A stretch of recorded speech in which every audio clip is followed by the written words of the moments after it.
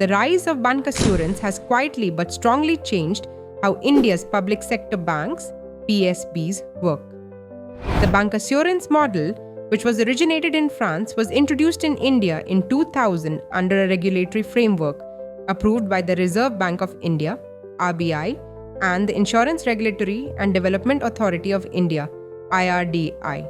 It allows banks to act as agents for insurance companies, selling policies to customers through their branch networks and earning commissions on each product sold.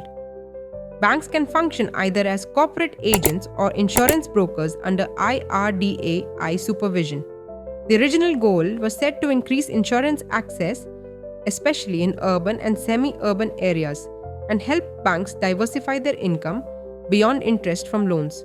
However, over time, this system has led to a noticeable shift in banking priorities, moving away from core duties like giving loans and accepting deposits and focusing more on selling third-party products, TPPs, like insurance.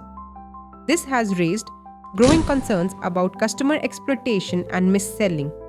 There have been many cases where elderly or less educated customers were sold insurance policies without fully understanding them or without giving proper consent. Some of these victims are from remote areas and are now receiving legal help to fight these wrong practices. To grow their insurance business, many public banks have partnered with private insurance companies or started their own insurance firms. Examples include SBI Life, launched by the State Bank of India, and India First Life, supported by Bank of Baroda.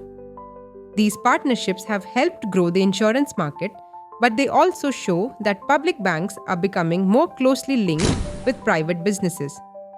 While most of LIC's new business still comes through its traditional agents, private insurance companies are using public banks more and more to grow their customer base. Economists warn that this shift in focus could have serious effects on the economy and society. In the past, banks made money mainly from the difference between the interest they earned from loans and the interest they paid on deposits. But now, with bancassurance, that is changing. Banks may give fewer loans to areas like farming or small businesses because these sectors bring less profit. As a result, people in these areas may have to turn to informal money lenders who often charge high interest rates. Bancassurance is even seen as a backdoor path to privatization, where the reputation and resources of public banks are used to help private companies make profits.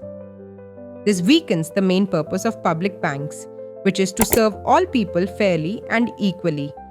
With upcoming changes like account number portability, where customers can switch banks without changing account numbers, banks may try to keep customers by offering bundles of services like insurance, mutual funds, and other third-party products.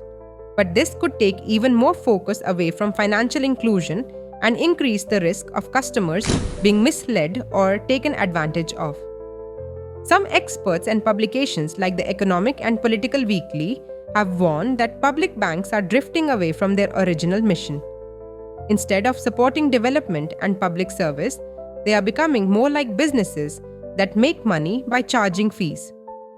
The big question is whether these changes will really help customers or just make them carry the burden of helping banks and private companies earn profits, while trust and accountability are slowly lost.